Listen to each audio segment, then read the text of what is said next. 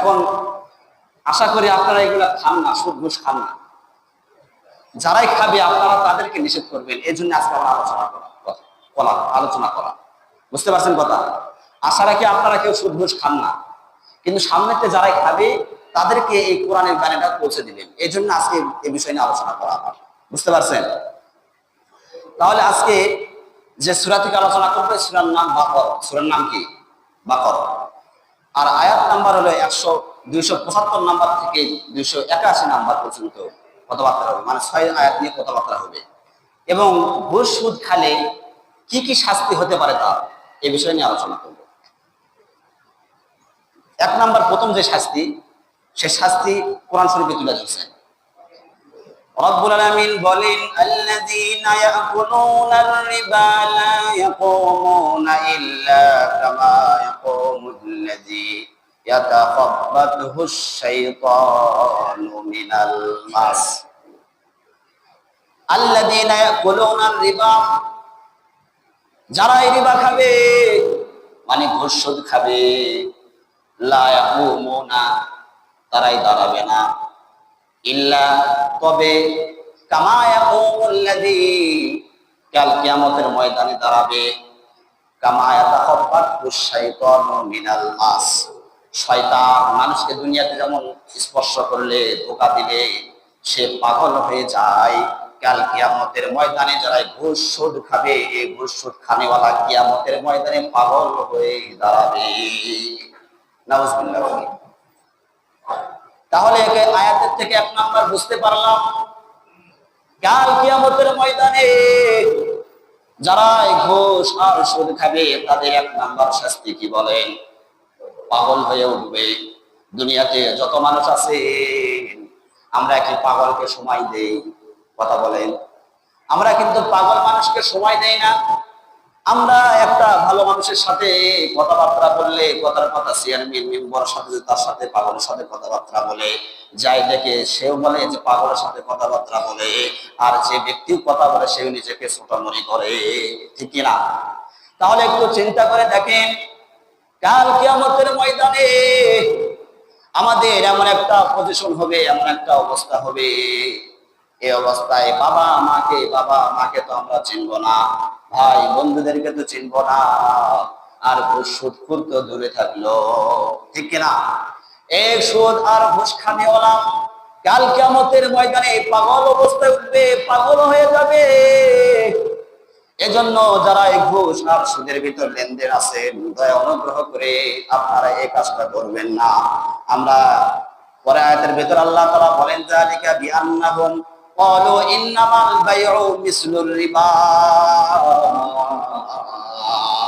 যারা এই ঘুষ আর সুদ খাবে তারাই বলে নাকি মিসলুর রিবা, যে আল্লাহ তাআলা ব্যবসাকে যেমন হালাল করিয়েছেন ঠিক তদ্রূপ আল্লাহ তাআলা এও ঘুষ সুদকেও হালাল করেছে।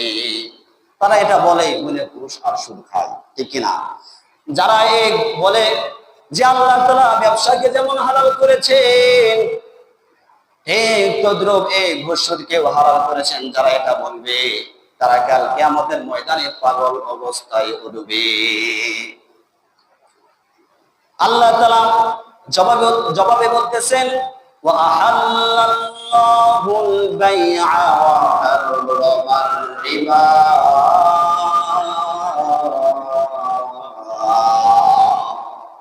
আল্লাহ বলতেছেন তোমরা ঘুষ আর সুদকে হালাল মনে করিও না। আমি আল্লাহ তাআলা কোরআনে তুলে ধরলাম, আমি ব্যবসাকে হালাল করেছি আর ঘুষ সুদকে হারাম করেছি। রব্বুল আলামিন পরে আয়াতের ভিতর বলেন, ফামান জাআহু মাউইযাতুম মির রাব্বিহি ফান্তাহা ফালাহু মা সালাফ ওয়া আমরুহু ইলাল্লাহ।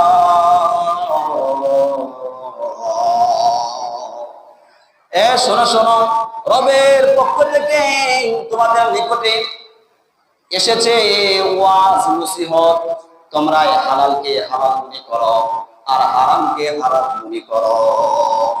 এই আয়াত থেকে একটা কথা বোঝা যায়, যারা হালালকে হারাম মনে করে তারা পাগল, ঠিক কিনা? আমরা অনেক মানুষ আছি একজন ব্যক্তি নেশা করে কিন্তু সে মনে করে যে এটা হালাল, বুঝতে হবে সে পাগল হয়ে গিয়েছে, মাতাল হয়ে গিয়েছে। আল্লাহ তাআলা এই আয়াতের ভিতরে বলে দিলেন যে যারা হারামকে হালাল মনে করবে তারাই হলো পাগল। বুঝতে পারছেন? এজন্য হালালকে হালাল মানতে হবে আর হারামকে হারাম মানতে হবে। আপনি যদি হালালকে হালাল মানতে পারেন, হারামকে হারাম মানতে পারেন, তাহলে আল্লাহ তাআলা আপনাকে জান্নাত দান করবেন। তাহলে রবের পক্ষ থেকে চলে গেল যারা ঘুষ আর সুদ খাবেন তাদের ঠিকানা কোথায় হবে? রব্বুল আলামিন বলেন, ওয়ামান আদা ফাউলাইকা আসহাবুন নারি হুম ফিহা খালিদুন।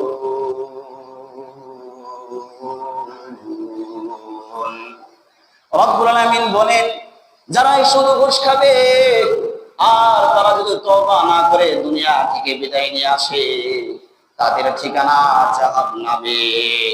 আর এই জাহান্নামে একদিন, দুদিন, 3 দিন, 1 সপ্তাহ, 2 সপ্তাহ, 3 সপ্তাহ নয়, 1 মাস, 2 মাস, 1 বছর, 2 বছর নয়, তারা এই জাহান্নামে চিরস্থায়ী থাকবে। নাউজুবিল্লাহ।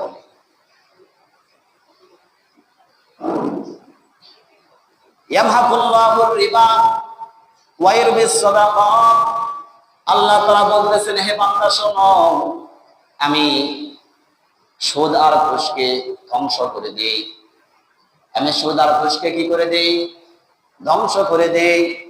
আর ওয়া ইরবিস সাদাকাত, আর আমি দানশীল, যারা দানশীল করে তাদের দানশীলতাকে বৃদ্ধি করে দেই।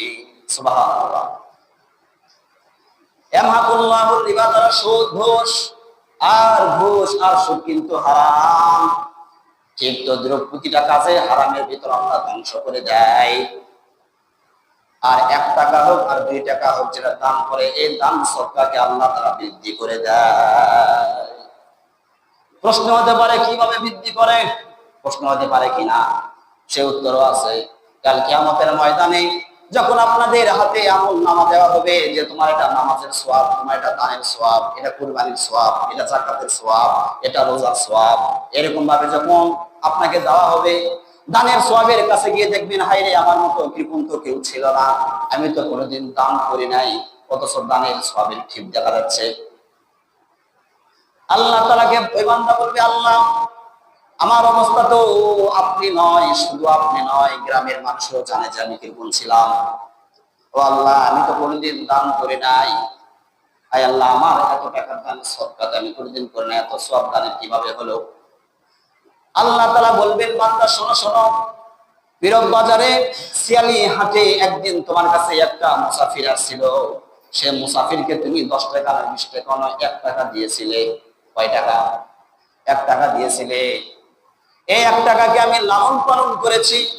তোমরা দুনিয়াতে থাকো অবস্থায় যেমন একটা গরু থেকে 2টা গরু, 2টা গরু থেকে 4টা গরু, 4টা গরু থেকে 8টা গরু, 8টা গরু থেকে 16টা গরু, এরকম ভাবে গরু লালন পালন করতে করতে তোমরা গরুর খামার দিয়ে দাও। একটা ছাগল থেকে 2টা ছাগল, 2টা ছাগল থেকে 4টা ছাগল, 4টা ছাগল থেকে 8টা ছাগল, 8টা ছাগল হতে 16 ছাগল, এরকম হতে হতে লালন পালন করতে করতে করতে তোমরা ছাগলের খামার দিয়ে দাও, হাঁস মুরগির খামার দিয়ে দাও। আমি আল্লাহ তাআলা তোমার এই 1 টাকা দান করেছো, এই 1 টাকাকে লালন পালন করতে করতে এই বহুত পরিমাণ সওয়াব আমি করেছি। সুবহানাল্লাহ। এজন্য দান করা লাগবে। আর দানের সওয়াব আল্লাহ তাআলা দানকে কি করে দিলেন? বৃদ্ধি করে দেয় প্রমাণ। যাই হোক, আপনারা বেশি বেশি করে দান করবেন, দানের ওয়াজ অন্যদিন হবে। ইয়ামহাকুল্লাহুর রিবা ওয়া ইরবিস সাদাকাত ওয়াল্লাহু লা ইউহিব্বু কুল্লা কাফফারিন আসীম। এখানে আল্লাহ তাআলা বলতেছেন, আমি 2 ব্যক্তিকে ভালোবাসি না। কয় ব্যক্তিকে? আমি আল্লাহ তাআলা 2 শ্রেণীর ব্যক্তিকে ভালোবাসি না। 1 নাম্বার, যে কাফফার, মানে যে আল্লাহ তাআলার নাফরমানি করে, আল্লাহর কৃতজ্ঞতা প্রকাশ করে না। 1 নাম্বার কি? আল্লাহর নাফরমানি করে, আল্লাহর কৃতজ্ঞতা প্রকাশ করে না। আল্লাহ তাআলা বান্দাকে অসংখ্য নাজ নিয়ামত দিয়েছেন, কিন্তু এই নাজ নিয়ামতের দ্বারাই শুকরিয়া আদায় করে না। তাহলে 1 নাম্বার কি? যে আল্লাহর কৃতজ্ঞতা প্রকাশ করে না। আল্লাহ তাআলা আমাদেরকে অসংখ্য অগণিত নাজ নিয়ামত দিয়েছেন। বলেন আমরা কি সেই নাজ নিয়ামতের শুকরিয়া আদায় করি? কথা বলতে হবে, শুকরিয়া আদায় করে না। তাহলে শুকরিয়া আদায় না করলে আল্লাহ আমাদেরকে ভালোবাসে না। আল্লাহ তাআলা অসংখ্য নিয়ামত, এই নিয়ামতের ভিতর এক নম্বর নিয়ামত হলো সবচাইতে যেটা বড় নিয়ামত, সেটাই হলো ঈমান। আমি প্রথম সপ্তাহে আলোচনা করেছিলাম ঈমান সম্পর্কে, যে ঈমান কত কষ্ট আছে এটা বলছিলাম। আমরা এটা জানি যে ঈমান এমন একটা সম্পদ, এই ঈমানের জন্য মানুষ সবকিছু করতে পারে। আমরা তো আল্লাহর কাছে কোনোদিন বলি না আল্লাহ আপনি আমাকে মুসলমানের ঘরে পাঠান, দোয়া করছি কি? এটা কিন্তু আমরা আল্লাহর কাছে কোনোদিনই দোয়া করিনি। আয় আল্লাহ আপনি আমাকে মুসলমানের ঘরে পাঠান, এই দোয়া করি নাই। আবার এই কথাও দোয়া করে নাই যে আল্লাহ আপনি আমাকে ভালো বংশের ভিতর পাঠান, এই দোয়া করে নাই। আমাদেরকে আল্লাহ তাআলা মুসলমানের ঘরে তো পাঠিয়েছেন, এমন একটা ঘরে পাঠিয়েছেন যে ঘরে মান মর্যাদা বৃদ্ধি পায়, ঠিক কিনা? এজন্য আল্লাহ তাআলা একটা ঈমান দান করেছেন। আল্লাহ রাব্বুল আলামিন এই মুসলমান সম্পর্কে কোরআনে তুলে ধরছেন, পৃথিবীতে যত ধর্ম আছে এই ধর্মকে আল্লাহ তাআলা পছন্দ করেন না, কিন্তু শুধুমাত্র একটা ধর্ম আছে, এই ধর্মকেই আল্লাহ তাআলা পছন্দ করেন। রাব্বুল আলামিন বলেন ইন্নাদ দীনা ইনদাল্লাহিল ইসলাম।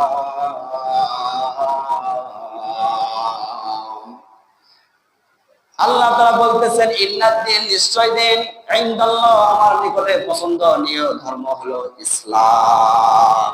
অন্য আয়াতের ভিতর রব্বুল আলামিন বলেন আল ইয়াউমা আকমালতু লাকুম দীনাকুম ওয়া আতমামতু আলাইকুম নি'মাতি ওয়া রাদিতু লাকুমুল ইসলাম দীনা।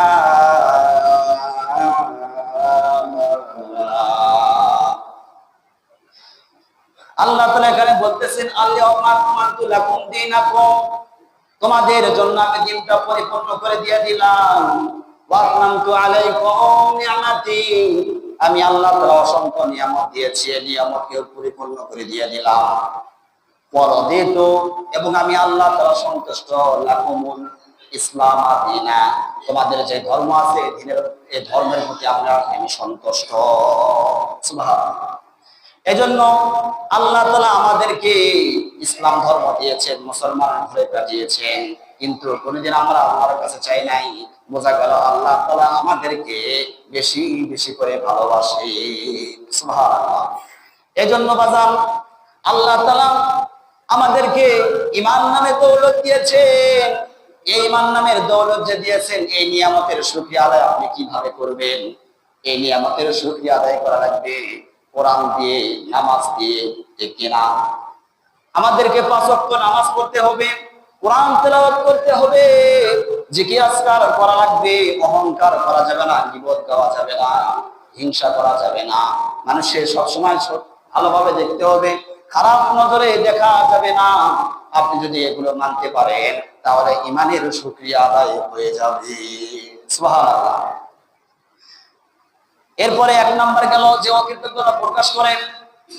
আল্লাহ তাআলা বলেন যারা শুকরিয়া আদায় করবে, যারা কৃতজ্ঞতা আদায় করবে, আল্লাহ তাআলা তাকে তার নিয়ামত বৃদ্ধি করে দিবেন। আল্লাহ তাআলা বলতেছেন লাইন শাকারতুম লাযীদান্নাকুম ওয়া লাইন কাফারতুম ইন্না আযাবি লাশাদীদ। বান্দা লাইন শাকারতুম লাযীদান্নাকুম, তুমি যদি আমার নিয়ামতকে শুকরিয়া আদায় করো, লাইন শাকারতুম মানে তুমি যদি কৃতজ্ঞতা প্রকাশ করো, লাযীদান্নাকুম তাহলে তোমাদেরকে আমি বৃদ্ধি করে দিব। আর যদি তোমরা নিয়ামতের শুকরিয়া আদায় না করো, ওয়ালাইন কাফারতুম মানে যে অকৃতজ্ঞতা প্রকাশ করো, ইন্না আযাবি নিশ্চয় আমি আযাব দিব, লাশাদীদ সাধারণ কোনো আযাব নয়, কঠিন আযাব দিব। এখন বলেন আমরা কি আল্লাহ তাআলার কি আযাব চাই? আমরা কিন্তু কেউ আল্লাহ তাআলার আযাব চাই না। তাহলে আমাদেরকে কি করা লাগবে? শুকরিয়া আদায় করা লাগবে, কৃতজ্ঞতা প্রকাশ করা লাগবে। আপনি যদি আল্লাহ তাআলার কৃতজ্ঞতা প্রকাশ করতে পারেন, তাহলে আল্লাহ রাসূলকে ভালোবাসা হয়ে যাবে। সুবহানাল্লাহ। তাহলে এক নাম্বার, অকৃতজ্ঞতাকারীকে আল্লাহ তাআলা কি করেন না? ভালোবাসেন না। দুই নাম্বার হলো আসিম, মানে গুনাহের কাজ করে। এখানে আমরা যতগুলো মানুষ আছি কম বেশি গুনাহগার আছি, ঠিক না? মানুষ গুনাহগার। আমি ইমাম সাহেব, আমিও গুনাহগার। আমি যত হাফেজ হই আর যত আলেম হই, আমিও গুনাহগার, কিন্তু কমার বেশি। কেউ ইচ্ছা করা গুনাহের কাজ করে, কেউ অনিচ্ছাকৃতভাবে গুনাহের কাজ করে। একটা মানুষকে শ্রেষ্ঠ হওয়ার কারণ এইটা যে সে ভালো কাজও করতে পারে, খারাপ কাজও করতে পারে।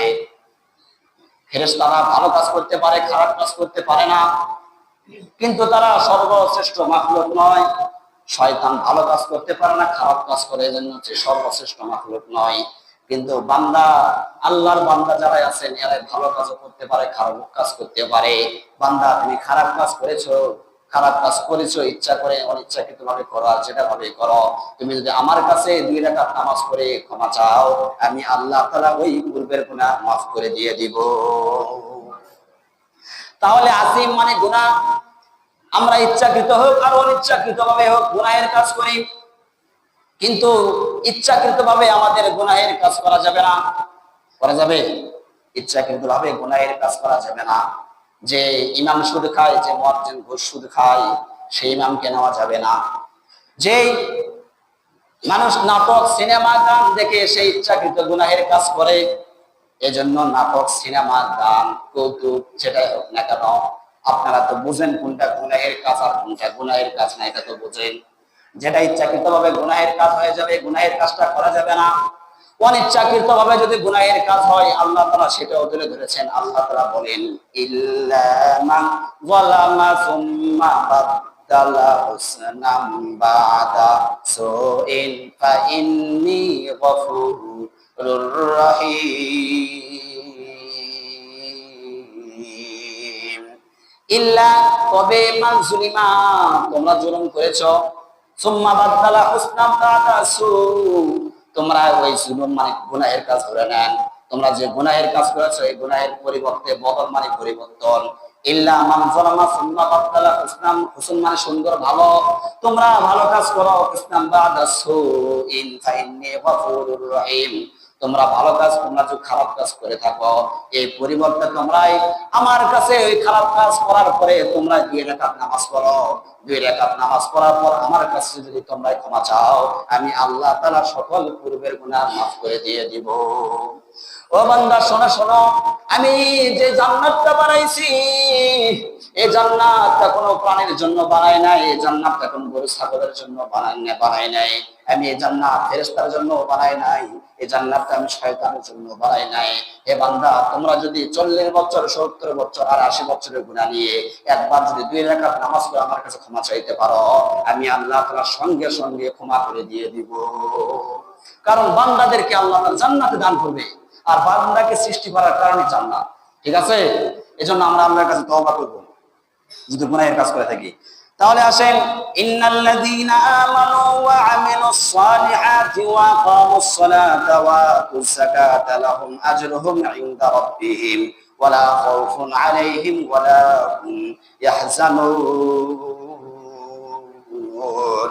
এখানে ঈমানদারদের কথা বলতেছেন। যারা ঈমানদার, তারা আমলে সালেহ করে, মানে ভালো কাজ করে, খারাপ কাজ করে না। 2 নাম্বার, ওয়া আকামুস সালাহ, নামাজ কায়েম করে, ওয়া আতুজ যাকাত, যাকাত প্রদান করে, লাহুম আজরুহুম ইনদা রাব্বিহিম, তাদের রবের পক্ষ থেকে পুরস্কার রয়েছে। কি পুরস্কার? লা খাউফুন আলাইহিম ওয়া লা হুম ইয়াহজানুন, তাদের কোনো ভয় নাই, তাদের কোনো টেনশন নাই। সুবহানাল্লাহ। দুনিয়াতে ওই বান্দার কোনো ভয় নাই, দুনিয়াতে ওই বান্দার কোনো টেনশন নাই। আমাদের এখন বর্তমান যে সরকারটা রয়েছে, এই সরকার যদি কারো খালু হয়, চাচা হয়, খোকা হয়, আর ওই ভাতিজার কিন্তু তার ভাব পারবে, ঠিক কিনা? মানে ডক্টর ইউনূস যদি আমাদের কেউ আত্মীয় স্বজন হয়ে থাকি, ওর এলাকায় থাকা যাবে না গরমে, ঠিক কিনা? কারণ কি? সে আমাকে দেখবে, আমার কোন সমস্যা হলে ডক্টর ইউনূস দেখবে, কারণ সে প্রধান। ঠিক তদ্রুপ পৃথিবীতে যে ব্যক্তি নামাজ কায়েম করবে, ভালো কাজ করবে, যাকাত প্রদান করবে, তার কোনো টেনশন চিন্তা নাই। কারণ আমার আল্লাহ তাআলা আছে। ডক্টর ইউনূস বলে নাকি আল্লাহ বড়? অবশ্যই আল্লাহ বড়। তো তাদের কোনো ভয়, টেনশন, চিন্তা তাদের কোনো টেনশনে থাকবে না, চিন্তা থাকবে না। এরপরে আল্লাহ তাআলা ঘুষ সুদকারীদেরকে বলতেছেন, ইয়া আইয়ুহাল্লাযীনা আমানুত্তাকুল্লাহা ওয়া যারু মা বাকিয়া মিনার রিবা ইন কুনতুম মুমিনিন। হে ঈমানদারগণ, তোমরা আল্লাহ তাআলাকে ভয় করো। ওয়া যারু মা বাকিয়া মিনার রিবা, তোমরা যে ঘুষ সুদ খেয়েছো এই রিবা থেকে তোমরা বিরত থাকো। তোমরা যে সুদ ঘুষ খেয়েছো এটা থেকে এটাকে তোমরা পরিত্যাগ করো, বিরত থাকো, যদি তোমরা ঈমানদার হও। তাহলে ঈমানদারের আলামত পাওয়া গেল, যে ঘুষ সুদ খাবে না সে একজন ঈমানদার। বুঝতে পারলেন? এর দলিল কোরআন শরীফে তুলে ধরছে। এর জন্য যে সুদ আর ঘুষ খায় সে কোনো ঈমানদার, পরিপূর্ণ ঈমানদার হতে পারে না। আর যে সুদ আর ঘুষ খায় না সেই ঈমানদার। ইন কুনতুম মুমিনিন পরে কথা হবে নামাজের পর। ইয়া আইয়ুহাল্লাযীনা আমানুত্তাকুল্লাহা ওয়া যারু মা বাকিয়া মিনার রিবা ইন কুনতুম মুমিনিন। এক নাম্বার শাস্তি হলো কি? যে পাগল হয়ে উঠবে। আর দুই নাম্বার শাস্তির কথা বলতেছেন এখানে, ফাইল নাম তাফআলু ফাযানু বিহারবিন মিনাল্লাহি ওয়া রাসূলি। হে ঘুষখানিওয়ালা, হে সুদখানিওয়ালা, তোমরাই শোনো, তোমরা এই দুনিয়াতে তো থাকবে, দুনিয়াতে থাকার থেকে শুরু করে তোমরা আল্লাহ ও রাসূলের সাথে যুদ্ধ করার ঘোষণা করে দিলাম। মানে যে ব্যক্তি ঘুষ আর সুদ খাবে সে আল্লাহ ও আল্লাহ রাসূলের সাথে যুদ্ধ করবে। বলেন, আল্লাহ ও রাসূলের সাথে কি আমরা যুদ্ধ করতে চাই? আর যুদ্ধ করলে কি আমরা পারবো? কখনো নয়। এজন্য সময় যাক, সমস্যা। আজকের আলোচনা মূল্যবান, কি বলে? 5টা মিনিট বেশি করে সমস্যা আছে, এরকম আলোচনা তো পাওয়া যায়। আপনারা কি হাটে যাবেন নাকি? সমস্যা নাই। ফাইন লাম তাফআলু ফাযানু বিহারবিন মিনাল্লাহি ওয়া রাসূলিহি ওয়া ইন তুবতুম ফালাকুম রুউসু আমওয়ালিকুম লা তাযলিমুনা ওয়া লা তুযলামুনা ওয়া ইন কানা যু উসরাতিন ফানাযিরাতুন ইলা মাইসারা। যারা এই দিন দান করবে তাদের কথা এখানে বলতেছেন। ওয়া ইন কানা যু উসরাতিন, যদি তারা দিনদার হয় তাদেরকে আপনি ঋণ দিয়েছেন, যদি অভাবী হয়, ফানাযিরাতুন ইলা মাইসারা, তাদেরকে সচ্ছলতা পর্যন্ত একটা অবকাশ দেন। সচ্ছলতা হলে তারা আপনাদেরকে টাকা দান করবে। ওয়াইন তাসাদদাকু, যদি দিনদার অভাবী হয় তাহলে তোমরা তাকে সদকা করে দাও, খায়রুল লাকুম, তোমাদের জন্য এটা কল্যাণ। ইন কুনতুম তা'লামুন, যদি তোমরা জানতে। ওয়াত্তাকু ইয়াওমান তুরজাউনা ফীহি ইলাল্লাহ সুম্মা তুওয়াফা কুল্লু নাফসিন মা কাসাবাত ওয়া হুম লা ইউযলামুন। তোমরা ওই দিনকে ভয় করো, মানে কিয়ামতের দিনকে ভয় করো। তুরজাউনা ফীহি ইলাল্লাহ, তোমরা একদিন কিন্তু আমার দিকে প্রত্যাবর্তন করবে। সুম্মা তুওয়াফা কুল্লু নাফসিন মা কাসাবাত, তোমাদের প্রত্যেক নফসকে মৃত্যুবরণ করাবো, মা কাসাবাত, এবং সেই প্রতিদান দান করব, কৃত কর্মের ফল দিব।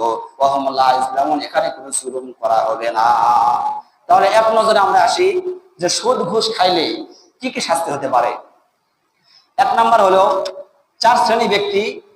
এক নাম্বার যে সুদ খায়, ঘুষ খায়, সুদে লেখে এবং সাক্ষী থাকে, এরা 4 জন জাহান্নামে যাবে। বুঝতে পারছেন? সুদ খায়, ঘুষ খায়, এর পক্ষে সাক্ষী থাকে এবং লেখে, এরা 4 জনই কোথায় যাবে? জাহান্নামে যাবে। এরপরে এই ঘুষ খানিওয়ালা এবং সুদ খানিওয়ালা রক্তর নদীতে থাকবে। 3 নাম্বার হলো পেটের ভিতর তাদের সাপ থাকবে। 4 নাম্বার পাগল অবস্থায় উঠবে কিয়ামতের দিন। আর 4 নাম্বার হলো আল্লাহ তাআলার সাথে সে যুদ্ধ করবে। 6 নাম্বার, সুদের টাকা কোনো সময় বাড়ে না। সুদের টাকা আমরা মনে করি যে বাড়ে, এটা কিন্তু বাড়ে না, এটা কমে, আল্লাহ তাআলার নিকটে কমে। দলিল আছে, লাগলে নিবেন পরে, সমস্যা, সময় নাই, এই জন্য খুব সংক্ষিপ্ত বলতেছি। 7 নাম্বার হলো ছত্রিশ জনের সাথে জিনা করলে যেই গুনাহ, সেই গুনাহ তার আপনার নামে লিখে দেওয়া হয়। 8 নাম্বার, মায়ের সাথে জিনা করলে যেই গুনাহ, সেই গুনাহ লেখা হয়। 9 নাম্বার, হালাল খাবার থেকে সে বিরত থাকে, মানে সে চেষ্টা করবে যে হালাল খাবো, কিন্তু সে খাইতে পারবে না। 10 নাম্বার হলো দুনিয়াতে গজব দেওয়ার কারণ হলো এই ঘুষ সুদ খাওয়া। আল্লাহ তাআলা যে দুনিয়াতে গজব দেয় তার ভিতরে একটা কারণ কি? এই হারাম খাওয়া। 12 নাম্বার হলো দুনিয়াতে দুর্ভিক্ষ দেখা দেয়, মানে ফসলের ভিতর ভালো ফসল হয় না, এটা একটা কারণ ঘুষ সুদ খাওয়া। 13 নাম্বার হলো এরা শ্বাসরোধ অবস্থায় উঠবে কিয়ামতের দিন। একটা মানুষ আর একটা মানুষের যে গলা ধরে, সে কি ঠিক থাকতে পারবে? থাকতে পারবে না। তো কিয়ামতের দিন এই লোকটা এই অবস্থায় উঠবে। 14 নাম্বার, সে জান্নাতে যাবে না। এটা হলো ঘুষ এবং সুদ খানিওয়ালার আযাব। যদি কারো কথা থাকে সম্পর্কে নামাজ পড়ে বলবেন, সমস্যা নাই। আমি আমার বক্তব্য এখানে শেষ করতেছি।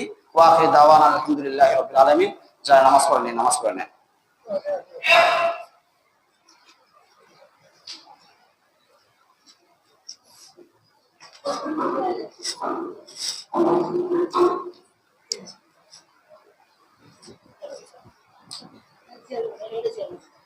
ও দোয়া আছে না।